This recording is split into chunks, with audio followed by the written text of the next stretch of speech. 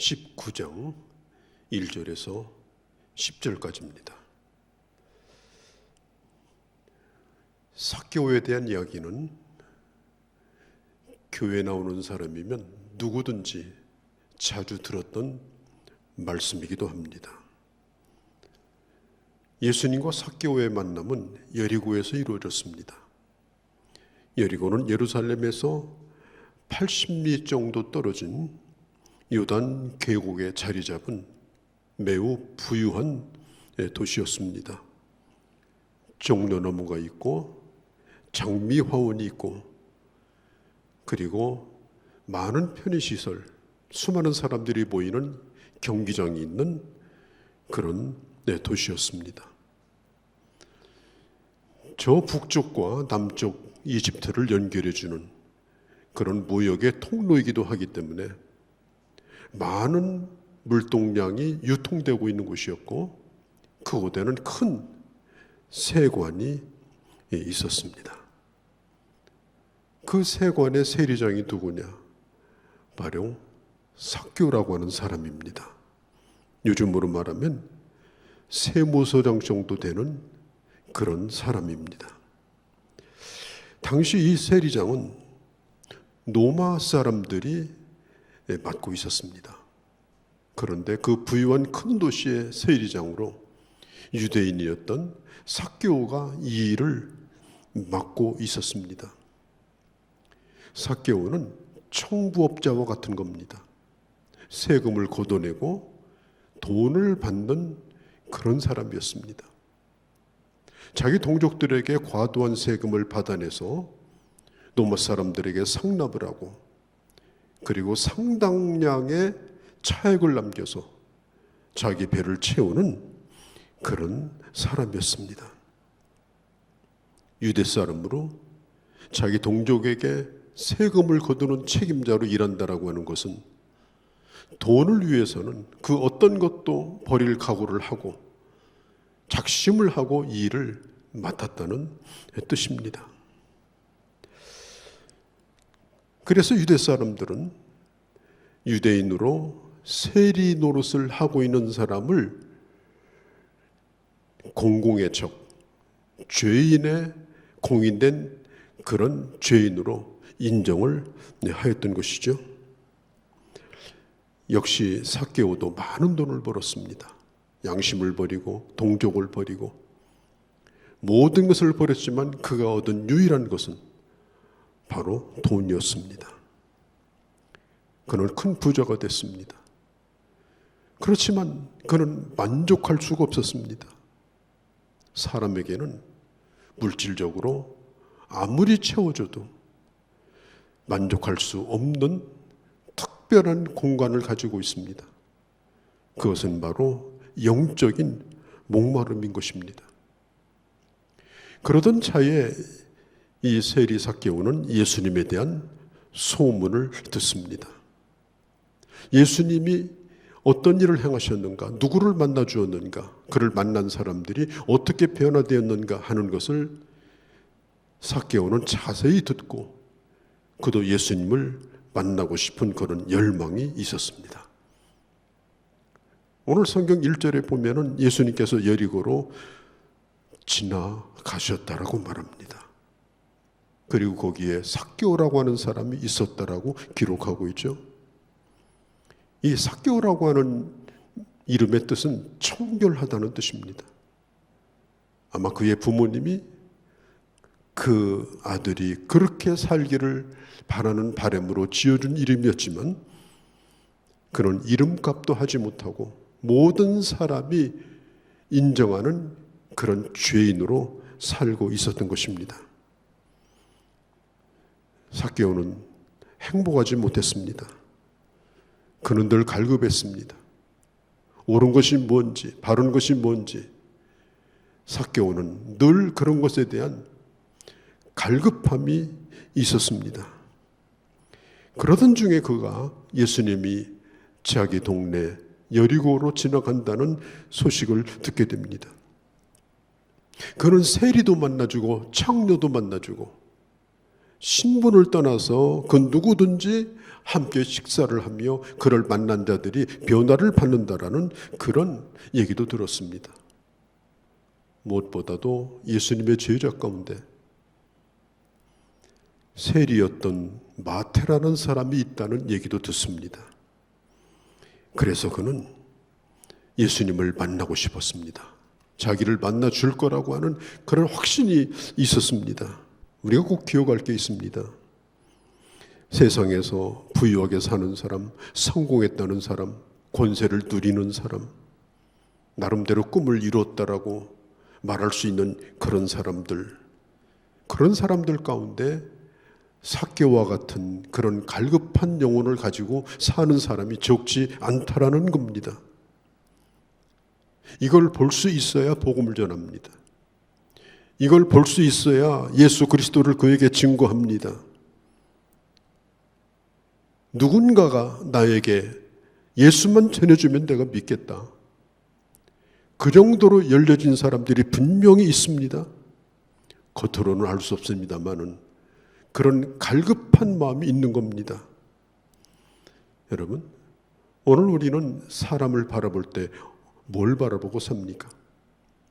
나도 저 사람처럼 가지고 싶다? 성공하고 싶다? 저렇게 풍성하게 누리고 싶다? 그걸 바라봅니까? 아니면 인간 속에 있는 그 큰 구멍, 그 큰 갈급함, 그 공허함, 그걸 인정하고 그걸 채워줄 수 있는 분은 오직 예수 그리스도라는 사실을 믿고 그에게 예수 그리스도를 증거하고자 합니까? 아니면 큰 집만 눈에 들어옵니까? 누리는 권세만 눈에 들어옵니까? 어떤 사람이든지 그가 예수를 만나야 하겠다는 생각이 들어야 합니다. 삭개오는 예수님을 사모하는 마음이 있었습니다. 예수님을 뵙고자 하는 소망이 불타올랐습니다. 그래서 그는 예수님을 만나고자 길거리로 나왔습니다. 너무나 많은 사람들이 그 길거리를 메우고 있었습니다. 오늘 3절에 보니까 저가 예수께서 어떤 사람인가 보고자 하되 키가 작고 사람이 많아서 예수님을 만날 수 없었다라고 말합니다. 장애물이 있었습니다. 성경학자 윌리엄 바클레이는 이 상황에 대해서 이렇게 그는 설명합니다. 많은 사람이 이 자그마한 세리를 팔꿈치로 찌르거나 발로 차거나 밀어제쳐 버렸다. 삭개오는 상처로 멍이 들었다. 군중들은 자기 주제도 모르고 예수를 만나려고 하는 이 삭개오를 의도적으로 무시하고 그리고 쾌감까지 느꼈다라고 해석을 합니다. 삭개오의 그런 모습은 사람들에게 웃음거리가 됐습니다. 그러나 삭개오는 그럼에도 불구하고 앞을 향해서 나갑니다. 그 조롱과 그 야유와 그 부끄러움을 다 내려놓습니다.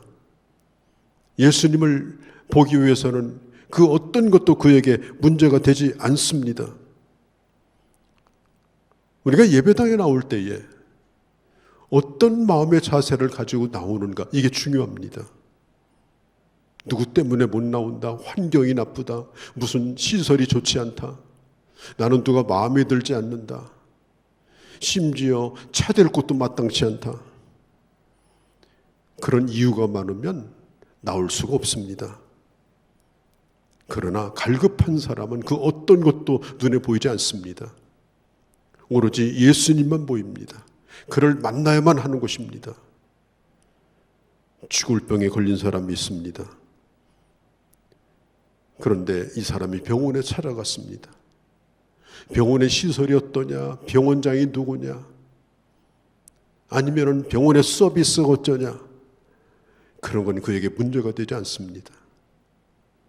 내 이 병을 낫게 해줄 자가 그 병원에 있냐, 그 병원에 가면 그를 만날 수 있느냐, 그에게는 그게 중요한 겁니다.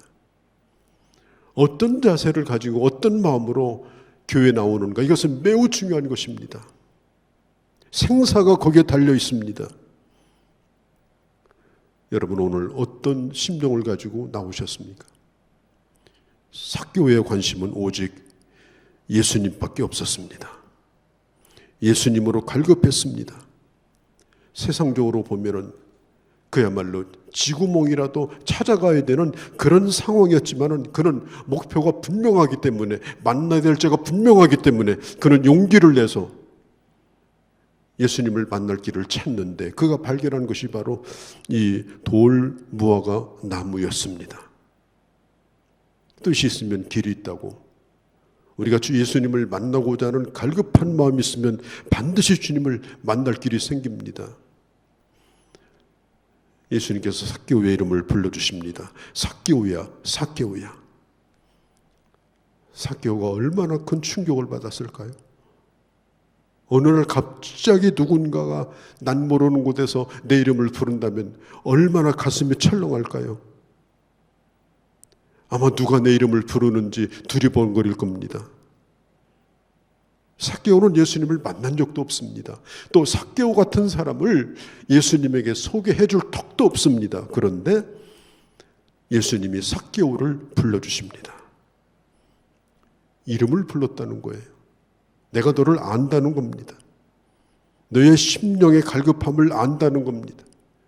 내 삶의 문제를 다 알고 있다는 것입니다.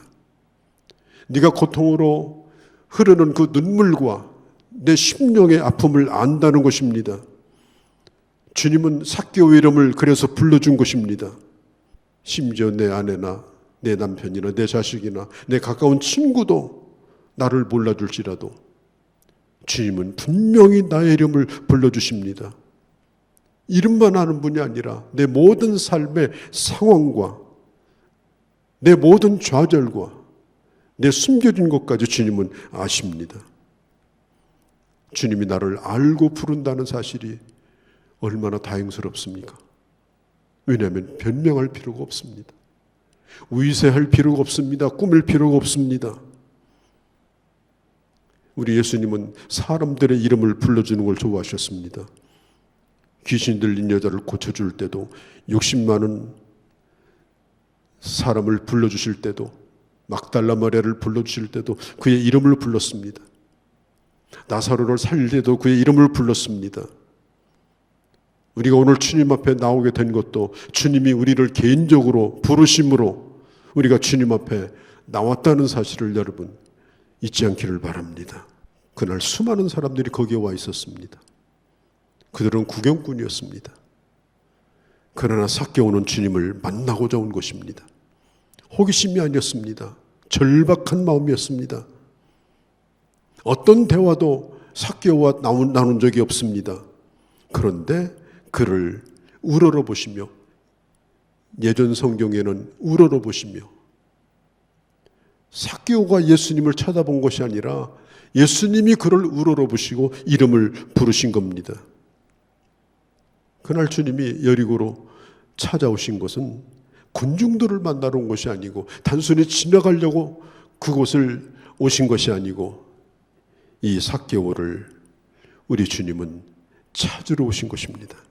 수많은 사람들이 예수님의 옷자락을 건드렸지만 그날 믿음으로 예수님의 옷자락을 만진 사람은 한 여인밖에 없었습니다. 오늘 주님은 바로 그런 사람을 찾으시고, 그리고 그런 사람을 반드시 기억하시고, 하나님은 그에게 가장 절박한 문제들을 풀어주시고, 주님은 그의 삶을 변화시켜 주시는 것입니다. 우리 주님께서 말씀했습니다. 인자가 온 것은 잃어버려진 자를 찾으러 왔다고 했습니다. 주님은 찾으러 오신 것입니다. 찾아오신 것입니다. 삭개오는 자기를 부르는 예수님의 음성에 즉각적으로 응답하고, 그리고 그를 영접했습니다. 내가 여기 있나이다. 그때 주님이 즉시로 말씀합니다. 내가 오늘 너의 집에 들어가리라. 내가 오늘 너의 집에 유하여야 하리라. 6절에 보면 급히 내려와서 반갑게 영접했다고 했습니다. 예수님, 내가 계산할 것 다 하고 장부 정리 다 하고 재산 다 처리하고. 아닙니다. 삭개오는 그 어떤 것도 생각하지 않습니다. 예수님을 우선 영접합니다. 그리고 유대인들은 매우 가까운 사이가 아니면 절대로 밥을 먹지 않습니다. 왜냐하면 밥을 먹는 순간 사람들은 저 사람은 친구라고 인정하기 때문입니다.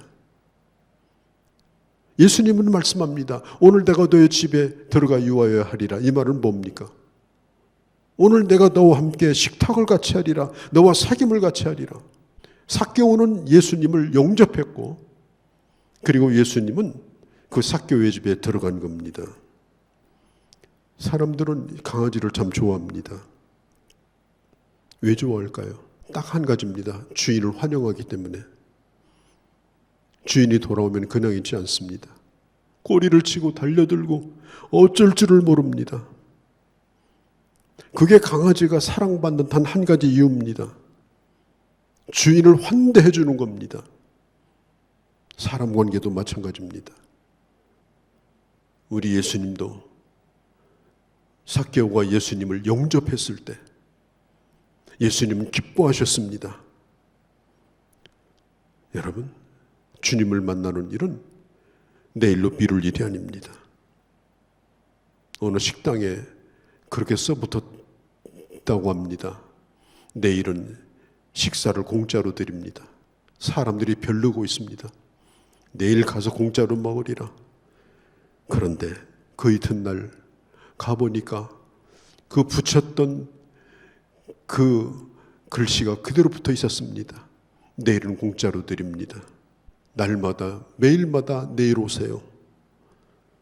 사람들을 내일이라는 말로 속인 겁니다. 내가 하기 싫은 것, 내가 미루고 싶은 것, 그것을 내일이라는 말로 얼마나 많이 속이고 삽니까? 내 말에 내가 쏟고 다른 사람이 쏟는 겁니다. 오늘만이 하나님이 내게 주신 가장 아름다운 삶입니다. 그냥 대충 먹고 살고 대충 착하게 살고 그것 가지고 되지 않습니다.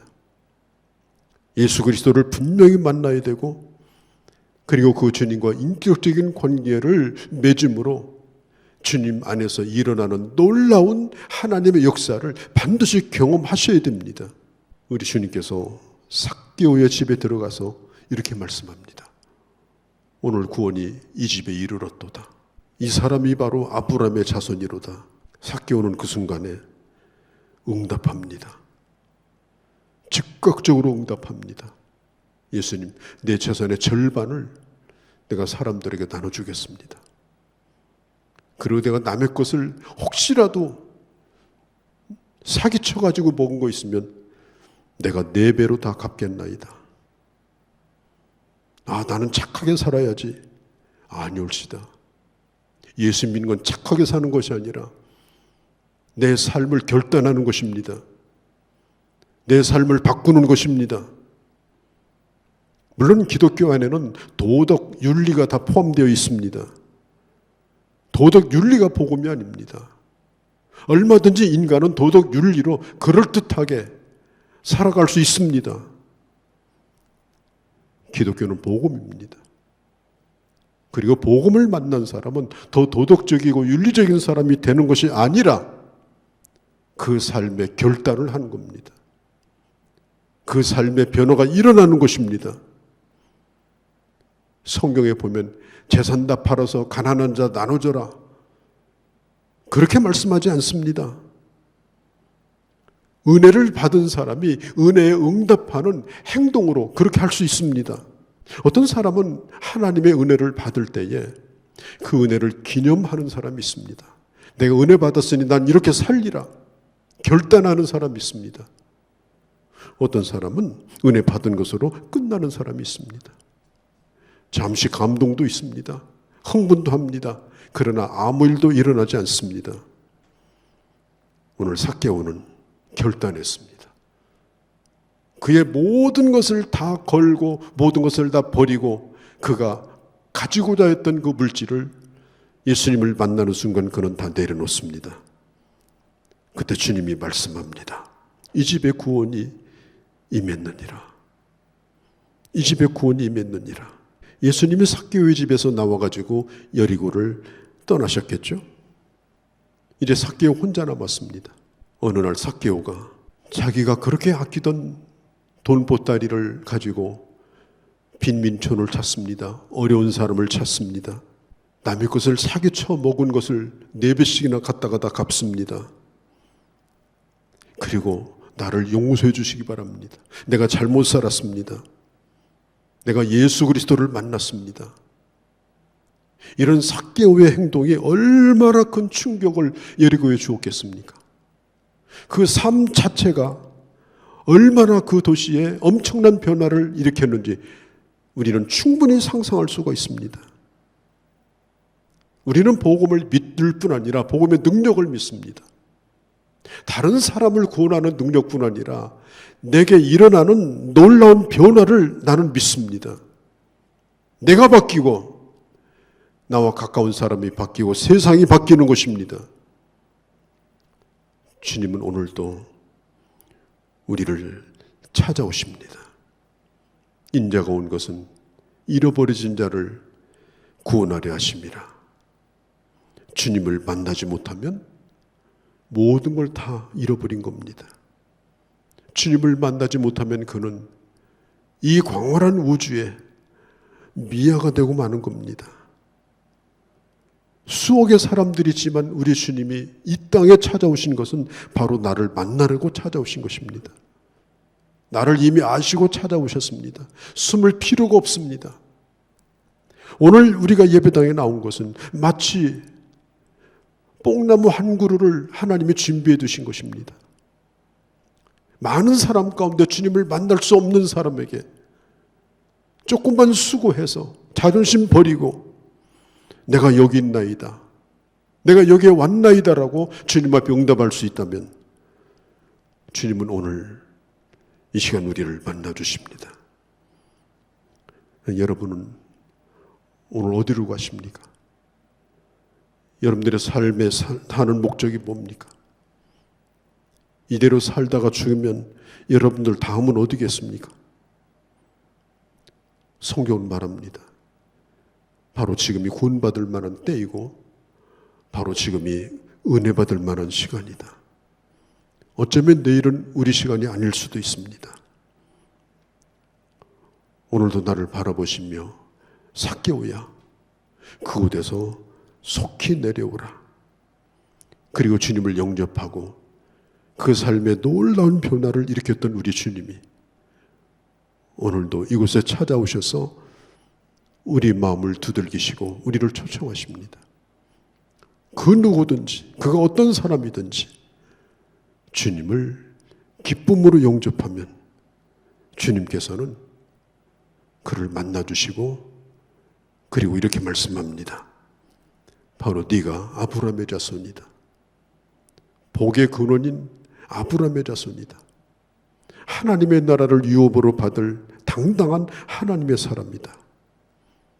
오늘 구원이 이 집에 이르렀도다. 너도 아브라함의 자손이라. 이 놀라운 구원의 역사와 그리고 하나님께 주시는 그 놀라운 충만함과 은혜가 오늘 여러분들 가운데 함께 하시기를 바랍니다. 거룩하신 우리 아버지, 오늘 저희들 주님 앞에 나왔습니다. 하나님의 몸된 교회를 돌모가나무로 삼고 이곳까지 올라왔습니다. 하나님 아버지, 오늘도 우리를 불러주시고 오늘도 우리를 치유하시고 회복하여 주시고 완전히 새로운 삶으로 놀라운 변화를 일으키시는 주여, 오늘 이 시간 주님을 마땅히 만나야 될 자가 있다면 아버지, 그곳에서 내려와 주님 앞에 엎드리며 주님을 영접하는 그런 용기와 결단을 이 시간 허락하여 주시고 아버지, 주님과의 만남 속에서 놀라운 변화와 하나님의 축복이 많은 귀한 시간 되게 하여 주시옵소서. 우리 주 예수님의 이름으로 기도하옵나이다. 아멘. 아버지, 주님의 교회를 떠나가는 귀한 주의 자녀들과 그리고 이 땅에 있는 교회들과 사랑하는 조국 대한민국과 모든 나라와 열방 가운데 이제로 영원히 함께 계실지어다. 아멘.